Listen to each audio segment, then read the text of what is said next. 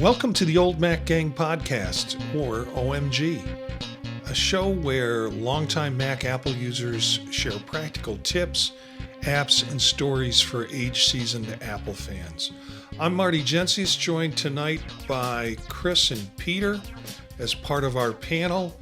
Today's episode is going to explore news and magazines, staying informed with Apple News and other services. So let's do some introductions. Peter? Hi, I'm Peter. I'm a 73-year-old Apple enthusiast from Bay Village, Ohio. I have a wide variety of Apple gear and accessories, and I'm always eager to learn more about all things Apple and actually all things that involve computers and gadgets. It's fun to share what I've already learned as I'm learning more, and no better place to do that than right here with this old Mac gang and our audience. Hello, I'm Chris. I'm a 78-year-old retiree here in Tucson, Arizona. I've been around the Mac since 1984, worked with various Apple user groups in Dallas and Austin, and worked for Apple for a while and did some university IT, and now I'm retired and have an M1 Mac Mini and a 16 Pro iPhone and a Watch Series 11, and it goes on. But lots of Apple toys, and yeah, I agree with Peter. This has really expanded my horizons being part of the old Mac gang, so I appreciate it too. I always learn something every episode we do. Marty? Yeah, and we're also glad that everybody's joined us in terms of being part of this show, whether we're doing it live and you're watching us live through YouTube at youtube.com/@oldmacgang, or whether you're picking up the audio later on any of the podcast services that we have, or you come back to YouTube and watch the video just to see see the unedited version of the show, really is what it is. So tonight we've got some interesting stuff coming up. We're going to talk about news and newsreaders and Apple News in particular, but I kind of wanted to start with this just as a news story. And the news story is Apple has put together a website where anybody can go, and it's sort of an app store on the web. The beauty of it is that it has a pull-down menu so you can look up apps by device. And for the first time, there is kind of recognition that the Vision Pro has its own app store, whereas in the past we had to search through the headset or go through some resources that were there, and it wasn't necessarily complete. But you can pull down and you can get iPhones, iPads, Mac, the Vision headset, the watch, or the Apple TV. And you can go into the different categories under each one of those. So photo and video, productivity, entertainment, and you wind up getting a whole group of apps that come up in the different areas that you're interested in. So this is just what I'm showing on YouTube right now, is sort of the productivities that are available under the iPhone. If I switch to Vision, I can see what productivity, well, no, it's apps and games right there, but there are productivity apps that are part of the Vision Pro that if you have a Vision Pro, you might want to look at some of these apps or get these apps. Once you click on them and go to the view, it takes you to the App Store on whatever device you're at, and then you from there can purchase it or save it and pick it up on your whatever device you want to pick it up on. So kind of cool. I'm most excited about it because it opens up that whole possibility of an app store. Well, it is an app store for Vision Pro. But it's a different way in which people can get to it. I will put the link. I think it's just apps.apple.com/US. And that should get you there. But I'll put the link in the show notes so folks can get to that. This just came out. It just kind of showed up on Monday. because we were recording vision profiles, and I went to go to search for an app, and here's this new app store. Any reaction? Yeah, Peter.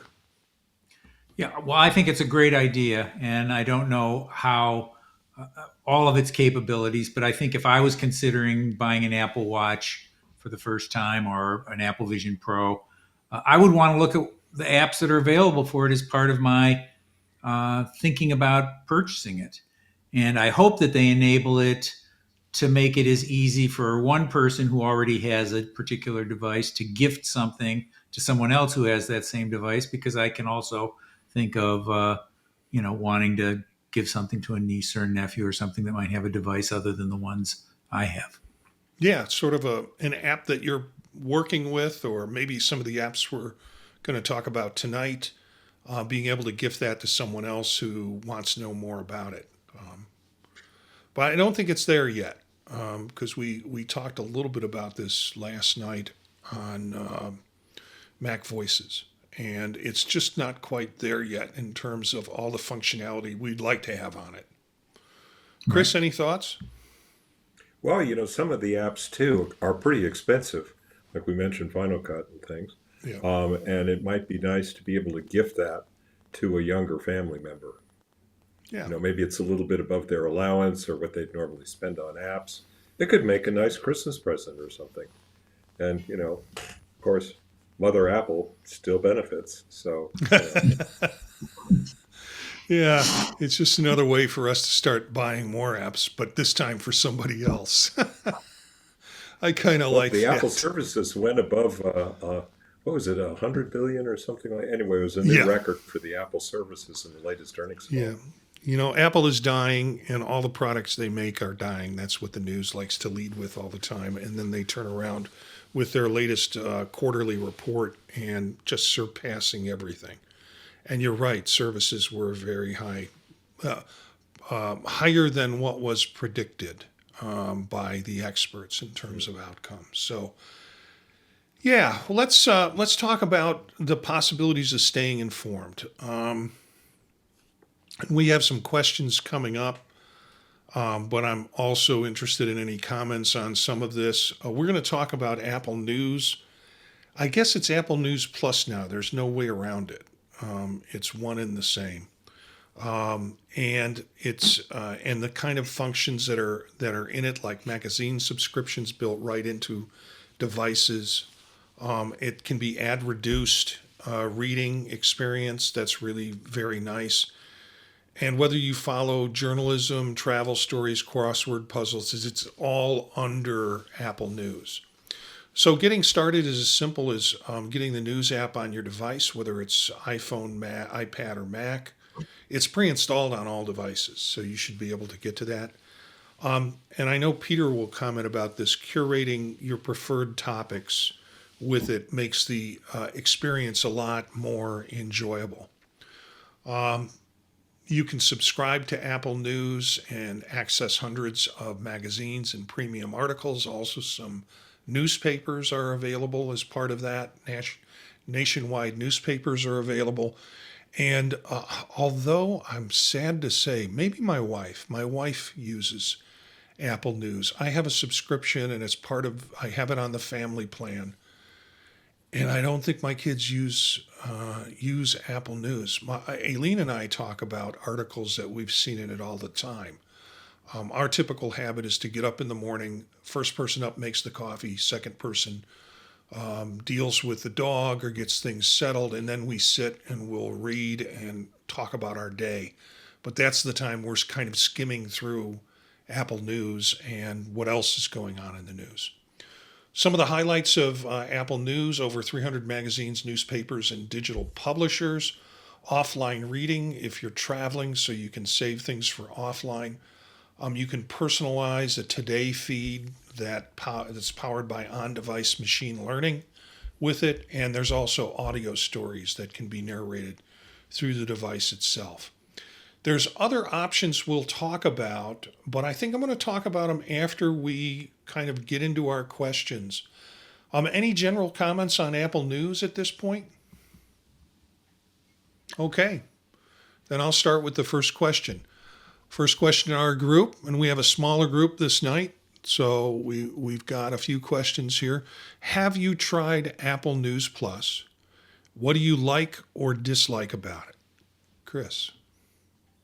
Well, I mean, one of the big likes you just mentioned, I think, is all the magazines.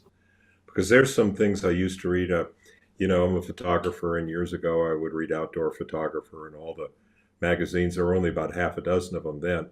And so you'd kind of read them all. And this is a way of really being able to see magazines like that across like you said, 300 plus magazines, right? What most people, when they think of Apple News, they think of a news aggregator. It's giving you the news. And, I do use Apple News, but my personal problem with aggregators, being a basic ADD type, is I tend to select too many interest areas. And so I just get overwhelmed with stories. And it's my own fault. I should just pare it down and stuff like that. But I've also found that, I tend to subscribe to some of the publications directly, like the New York Times, the Guardian, the local Tucson paper, now that we can get digital, subscriptions, and also some newsletters, which I've found have become really popular lately with news. The one I follow is the Axios group, Axios, I guess, AXIOS. They have AI Plus, they have markets, they have macro, which is economics, and they have some local branches too. And the closest one to me in Tucson is the one in Phoenix, which is kind of fun because I learned a little bit more about, the big city up the road. Um, and there's several podcasts I listen to too. My favorite is The World from PRI, Public Radio International, and WGBH Boston for international news and stories. They're fantastic. I enjoy it. Been listening to it for about 4 or 5 years and really enjoy that. I've also gone back to my old Yahoo News. They're still around.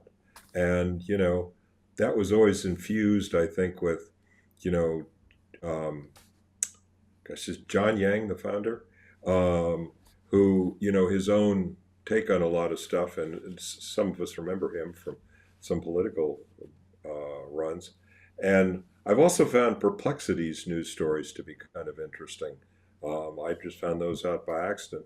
But for me, a lot of times now, in my feed in the morning of just notifications, I'll get stories from NPR, from BBC, from various places, and I'll sort of self-curate those as to what I want to be reading.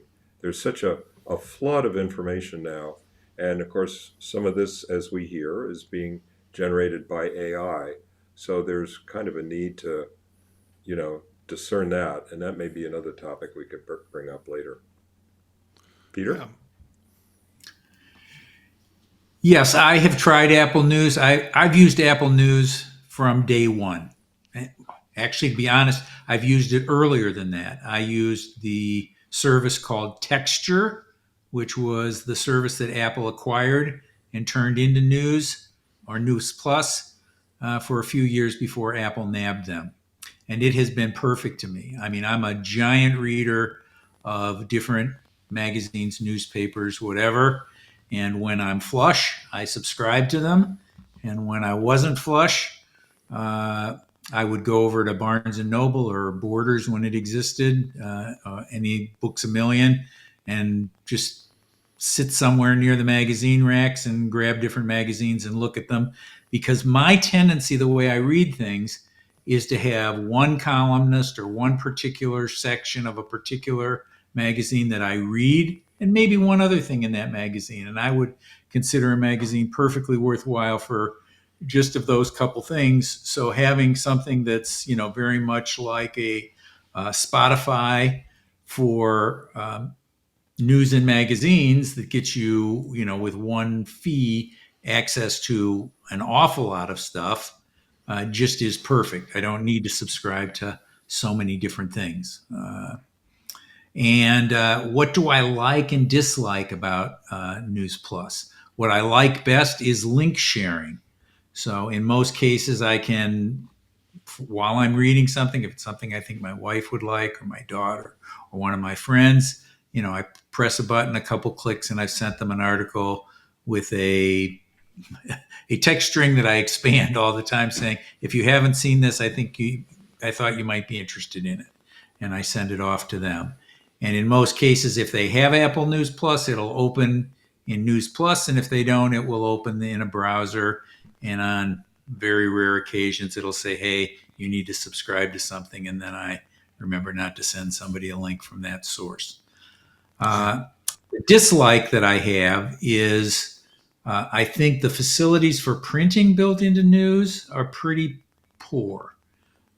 You can paste the link into your browser and then print from Safari. That'll work. And there's lots of capabilities there.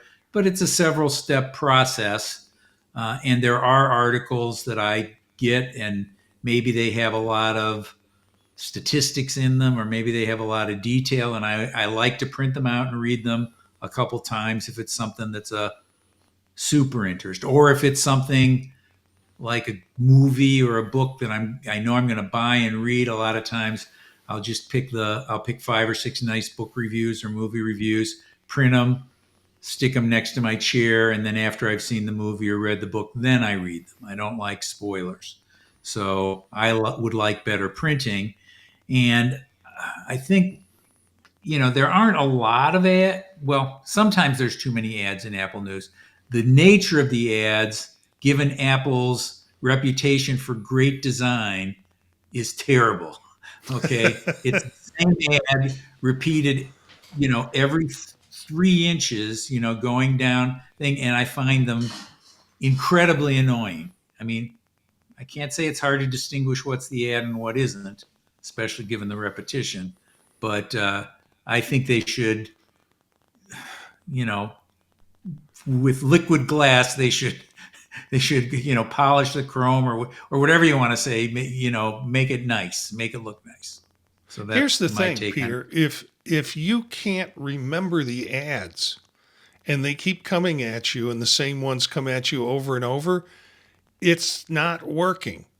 I mean, the Right. whole purpose of the advertising is not working if you can't remember what it's about and they're flooding you with it. You've kind of visually desensitized yourself from it and you just kind of move on. So, yeah, that's a whole different Well, marketing and I actually advertising look discussion. for ads sometimes. So if I was going to buy a camera, something Chris might want to do, I would go look at the copies of 3 or 4 different camera magazines, and I would look at their reviews, but I would also look at the ads that Nikon or Canon are putting in there. A lot of times the ads are as informative as the, copy in the magazine. So Yeah. I'm not a person who doesn't like ads.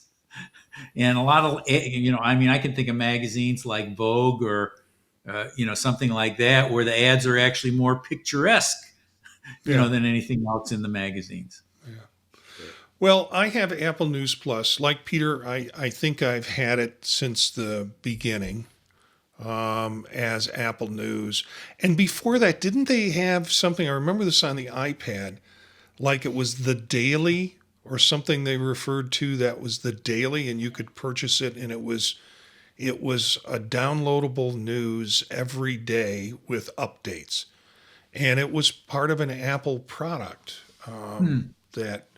Yeah, I just remember that on the iPad. I had it for a run, and then things evolved. As you mentioned, Texture once they bought Texture, and then doing things with Apple News Plus, and Apple News and Apple News Plus.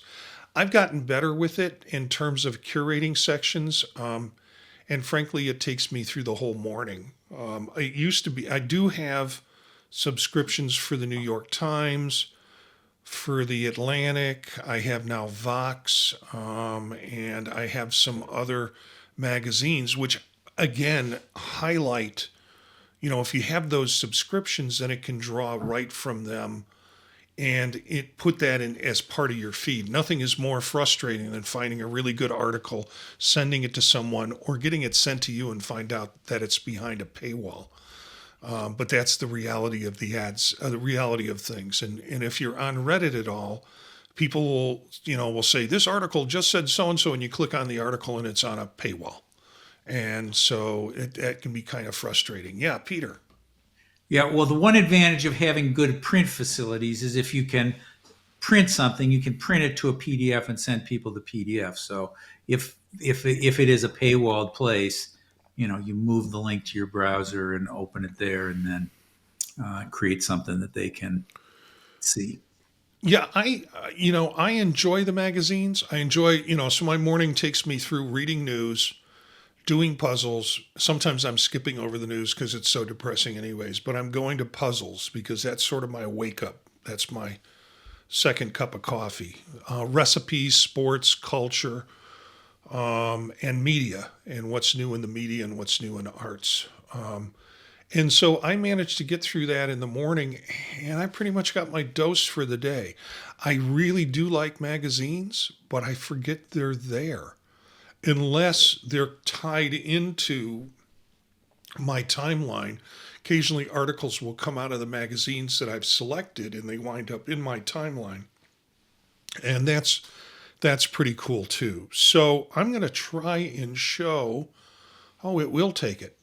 This is Apple News for those who are looking at the video feed, and it has the news for today. It has the puzzles. It has for you. These are things that have been curated for me and particular feeds that I follow.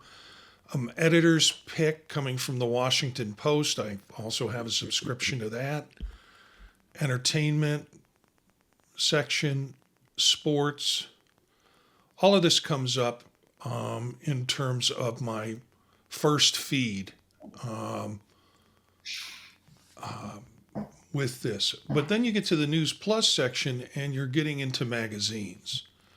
And yeah, I used to go to Barnes and Noble and buy every Apple Mac magazine that was there.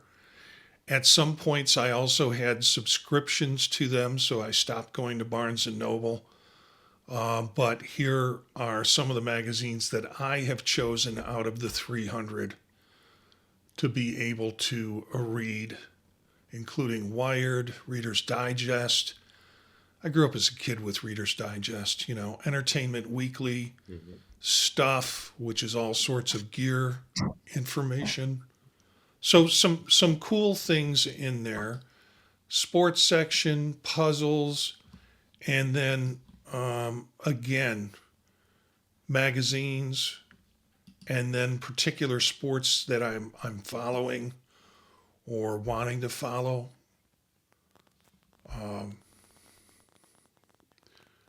Topics like Buddhism. It will curate articles for that. So yeah, all of this is part of Apple News and News Plus, and it is pretty cool in terms of what's available for it. There is a cost to it. I think, what is it, $16 a month now? Is the pricing? I subscribe to Apple One, so it's hard. Yeah, that's it. Yeah. I subscribe to Apple One also, and it comes along as part of Apple One, which has all the other goodies in it, like storage and all sorts of other things that are part of what you can do with Apple. So that's an introduction to kind of Apple News Plus, and I would encourage folks to take a look at it, maybe do a trial subscription, but realize that if you don't like it, then unsubscribe before you get a charge for it. But I think you spend a little time with it. So, second question is, are there magazines or sections that you still subscribe to in print? For us, not really. My wife's an artsy creative type, so she has a couple of magazines that she gets, but I get almost everything online. Like you said, The Atlantic and National Geographic and stuff that I've had subscriptions to for years. And so I really don't get much in the way of print anymore, although I will still get some from, my alma mater, and they will send, I think Penn has like a Wharton magazine, and it's a big, thick book. And there are a lot of magazines that still come through from charities and various and sundry things, but in the news space, not really, because there's so much online. And yeah, Peter? Peter, I know you do, so why don't you go ahead? Yeah. Well, yes, I just checked, and there are actually only two things I subscribe to in print: the Sunday New York Times and the Wall Street Journal. And frankly, both of those are for pricing reasons. It is less expensive for me to subscribe to print plus digital as an educator, and they still both consider me an educator, even though I retired, than digital only. And that being said, I do enjoy reading them in print just a little bit. Although I do most of my reading online, but when I go down to the end of the driveway and get them, I find the broadsheet format pleasing to browse. It's easy to distinguish between content and ads. It's easily to take in the importance that the editors have given to different stories, and it's oftentimes I'll see an article that's been emphasized in the print edition or in one of the sections of the print edition that was not emphasized online. That's really interesting, and I'll often go read it online actually. But I'd guess that 80% of my reading is on devices: computer, iPad, iPhone, and Kindle. And only a small amount is actually on paper, and a lot of what's on paper is either reference books or things that just aren't available online in an easy way. So yeah, I do a little bit of print subscribing. I was in Barnes and Noble this weekend, and because I was up at an Apple store and we were killing some time, so we walked over to Barnes and Noble, and I was desperately trying to find a magazine that I could purchase that, and it might be my limited interest, but I'm doing a new podcast on classic cinema. And I used to be a member of the American Film Institute, and they would put out a magazine to members that was really pretty good. So I was looking for something like that and couldn't find it in Barnes and Noble. And just recently tried to find something about film or classic film in the Apple News Plus, and couldn't find anything in there about that either. So I don't really subscribe to anything in print and on paper. Everything is digital. Newspapers, we have a local newspaper that is an independent newspaper that's been put together, and I contribute to them. I think it's $17 a month, and they put out a local paper that's focused on local news, but it's digital. And they then, after doing it digital and being success, they started sending paper copies to their subscribers. So you get the digital and the paper, and we just kind of said, please don't send us the paper anymore, because just from a sustainability standpoint. So I don't really do digital papers, magazines, or books. It's just more convenient to kind of have it on device, and it's space saving, so I don't have to figure out what to do with books and whether it's good for the environment or sustainable for the environment. My wife is, having vision issues as she ages and has switched over. She doesn't like large print books.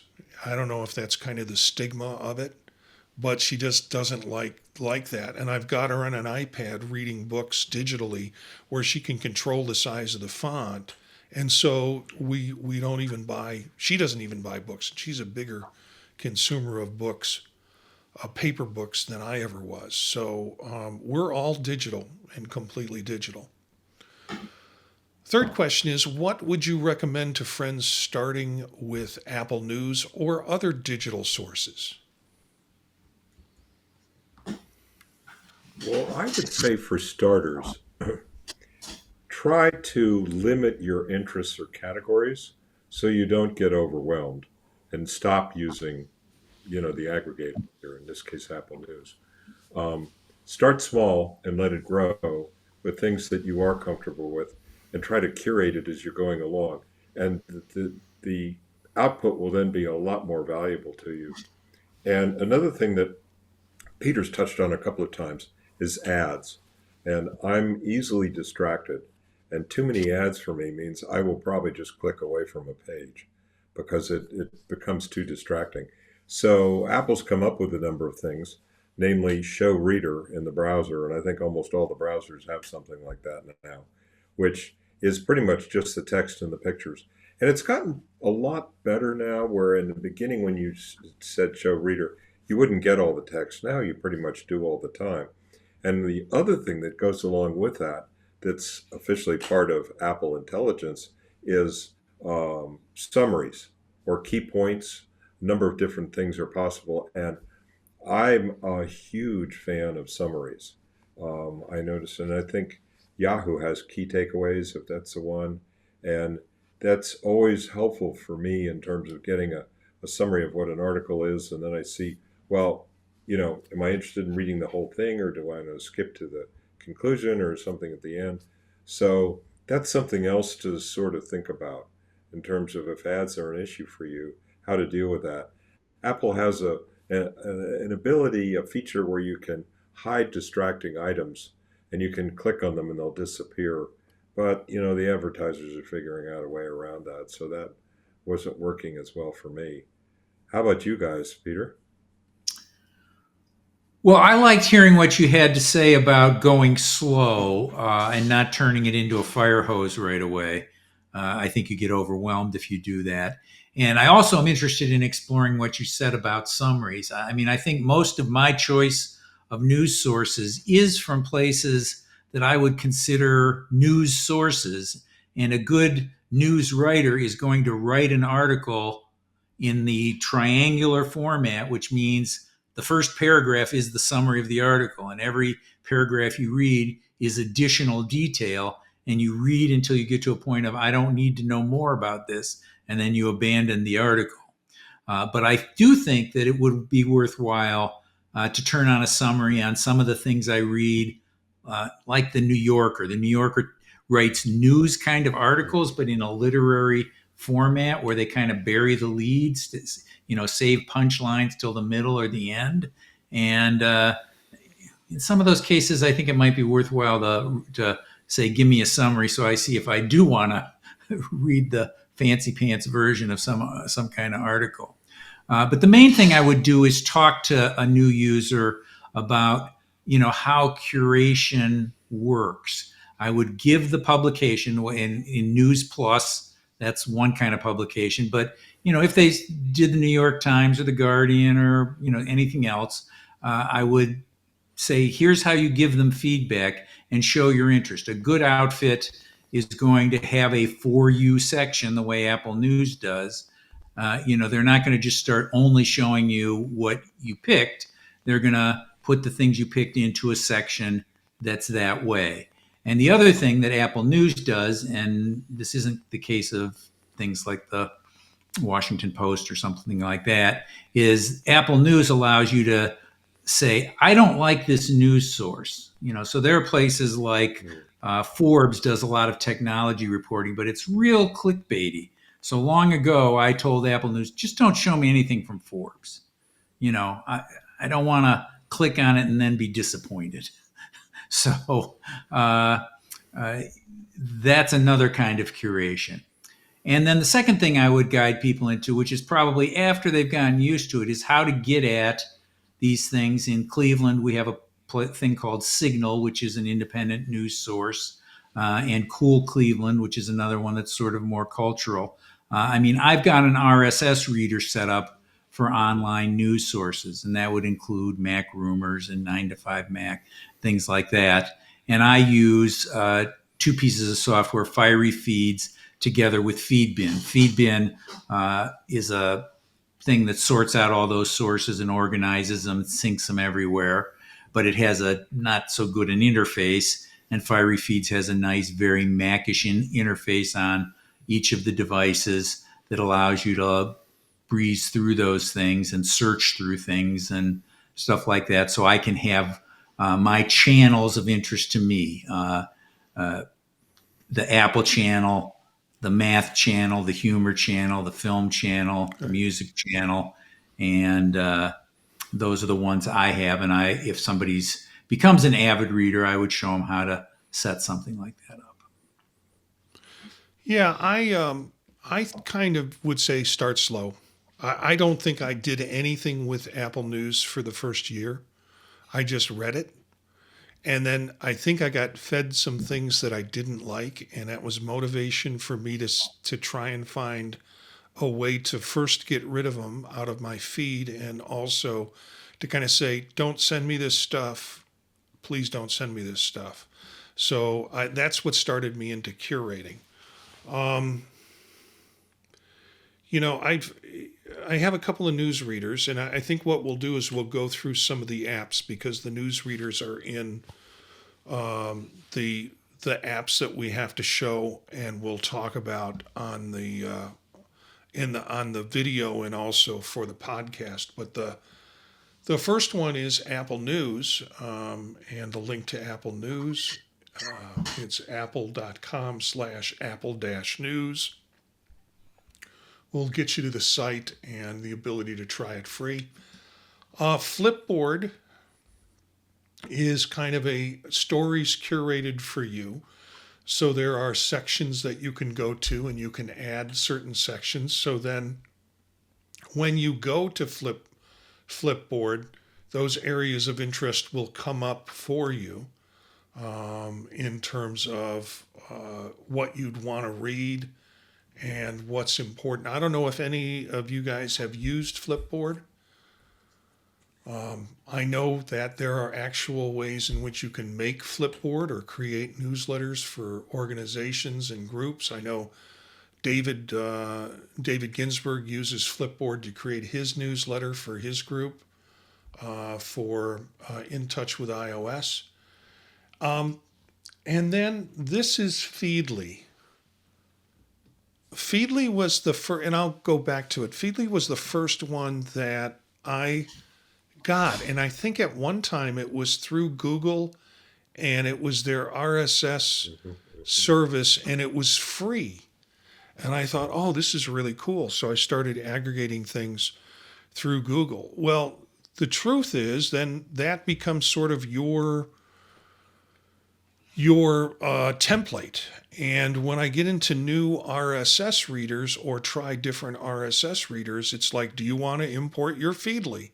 And it's like, yeah, I've already got that all set up in the way that I want to have it set up. So as Peter had mentioned with Feedbin, there is a feed that's all of your feeds.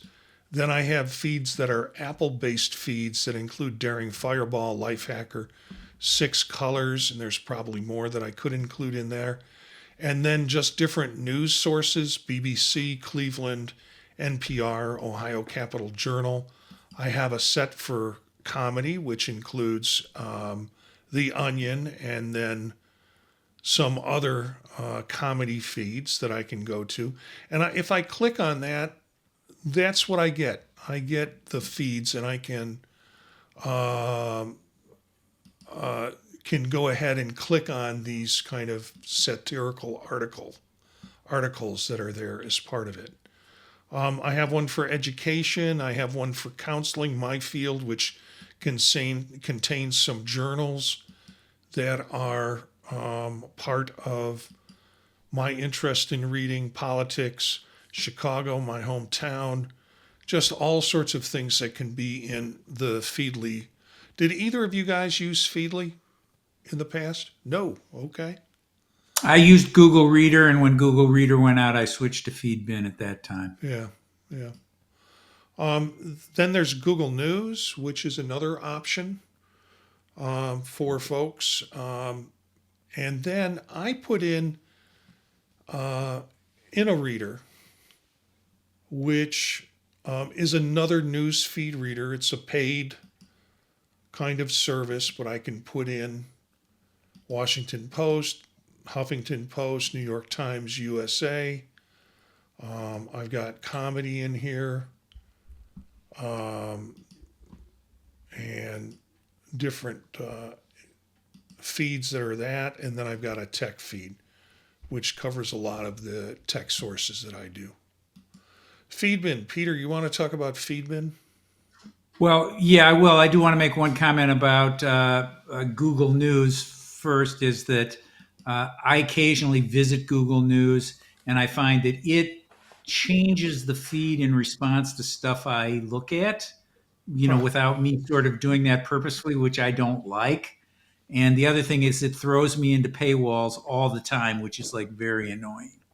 So Yeah. those two things are very big downsides to me for Google News, although your mileage may vary and maybe it'll just be a wonderful experience for you, although I would be surprised. Uh, with regard to Feedbin is exactly like Feedly that you showed. It sets you up with anything that has an RSS feed, and it allows you to look at it, however, not in a particularly elegant way. As I recall, my subscription fee is somewhere between $12 and $15 a year, so it's not uh, a terrible big expense.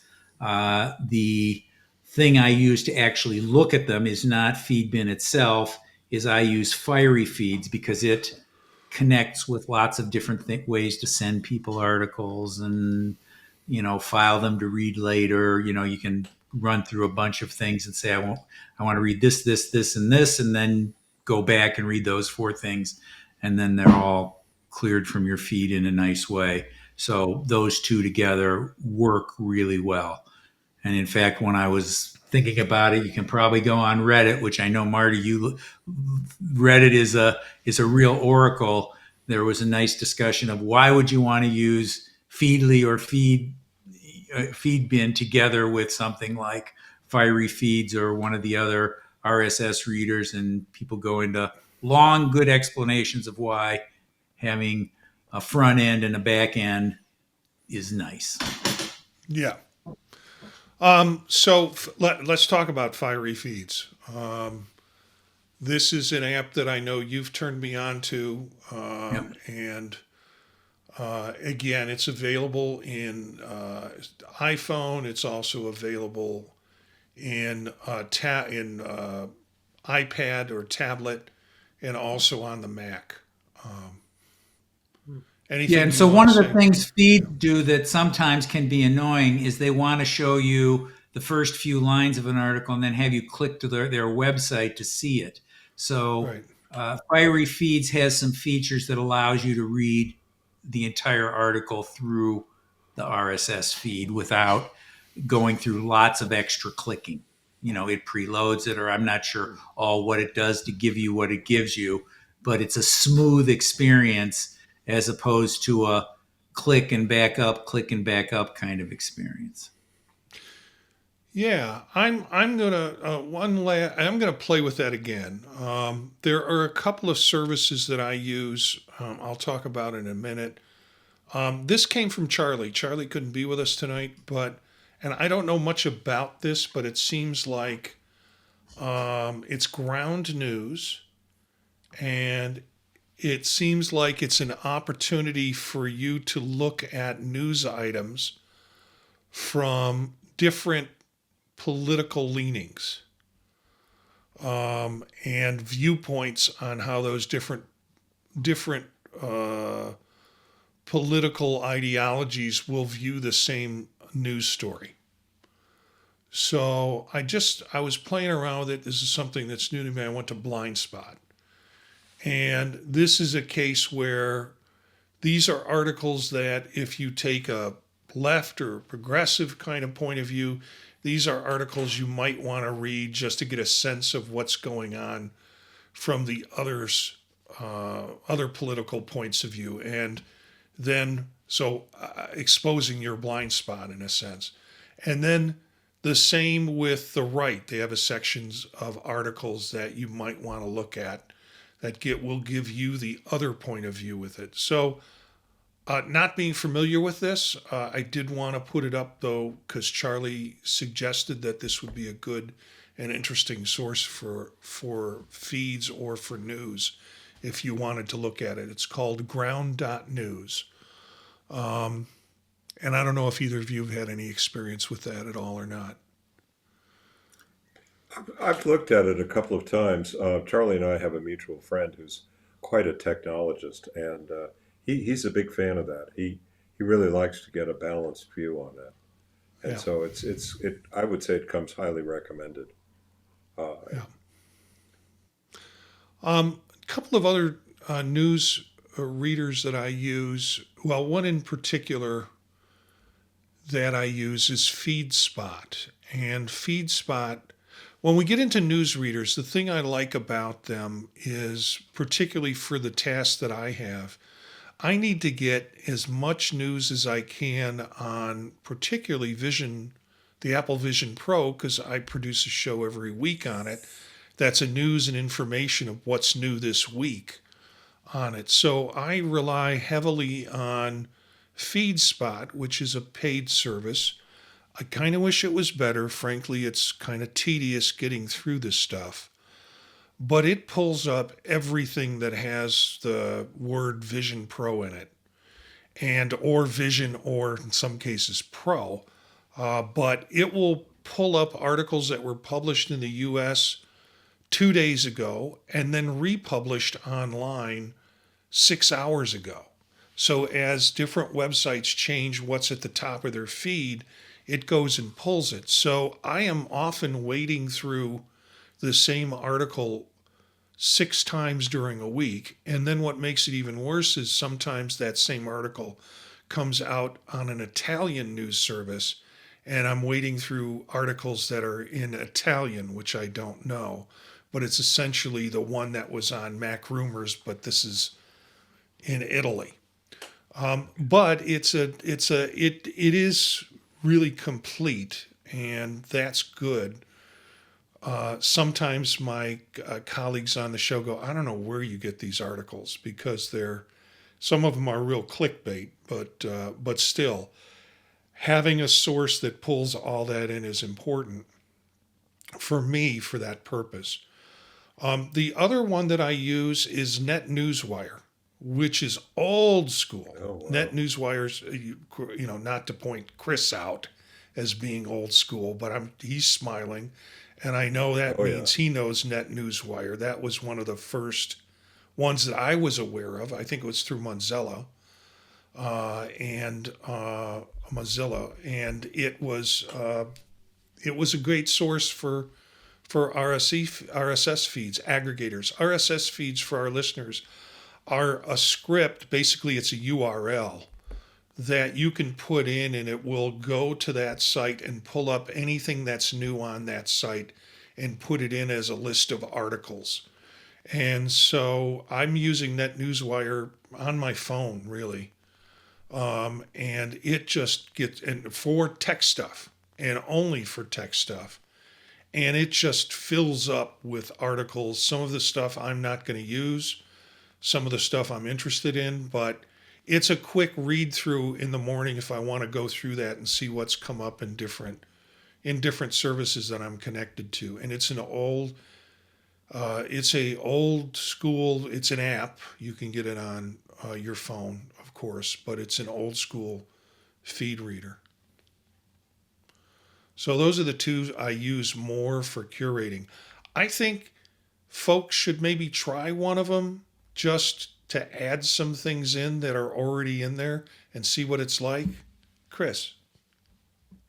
Yeah, two things that sort of come up listening to you guys.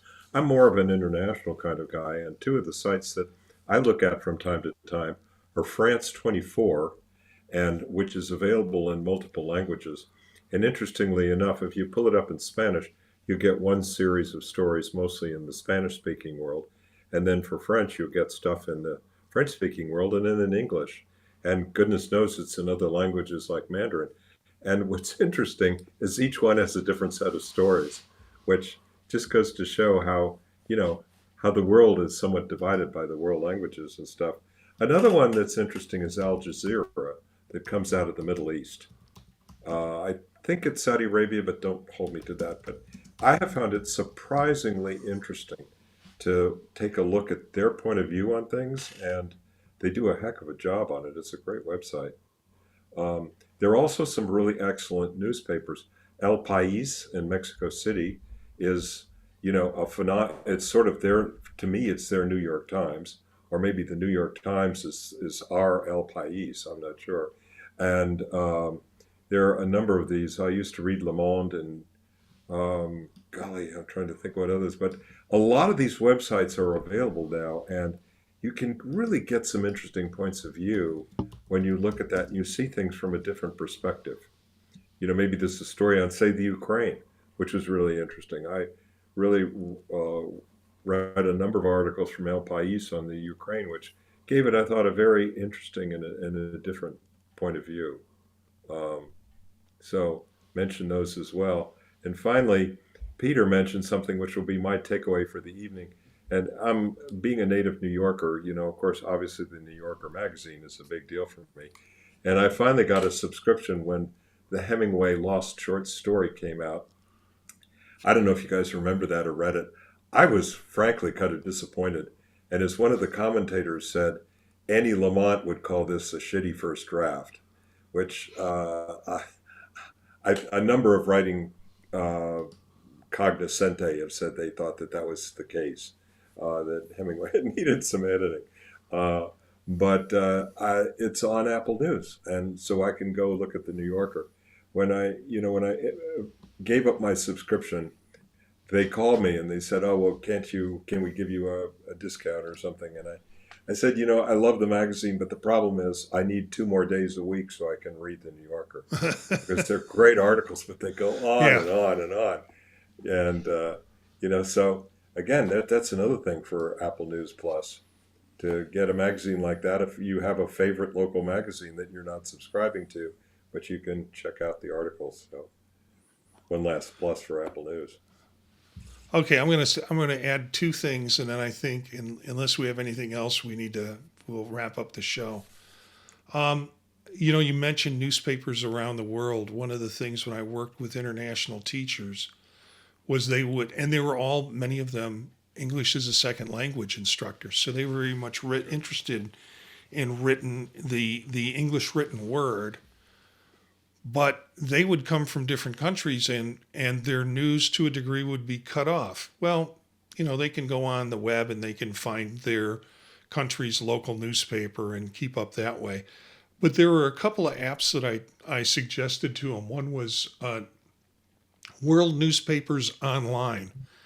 And it is a list of countries, and you can click on the country and it will tell you give you the link. Now, it's probably just an aggregator. It's not producing anything. It's probably just linking people to those newspapers. But that was an app. And then World Newspapers, 200 countries, it's designed for the iPad, sort of the same thing, that you could go on and find home country newspapers.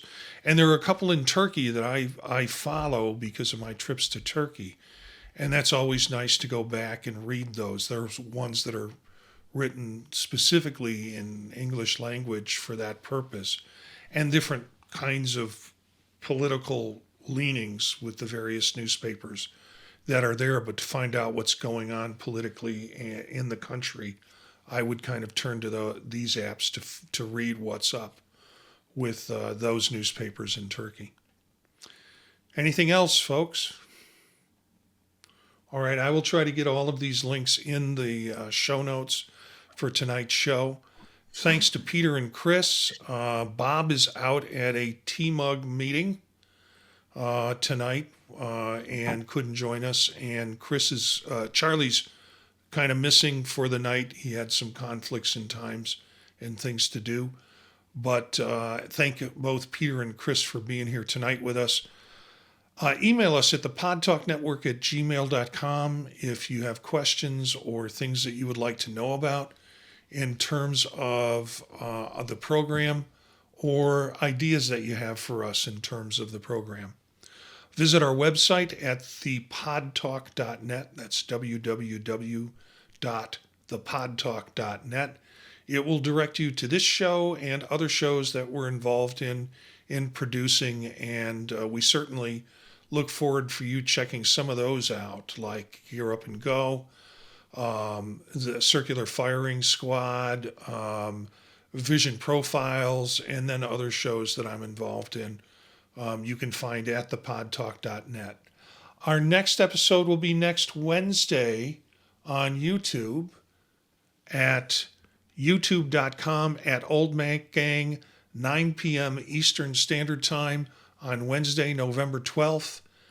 And is everything straight now with the Arizona time now? Everything's straight now? Okay.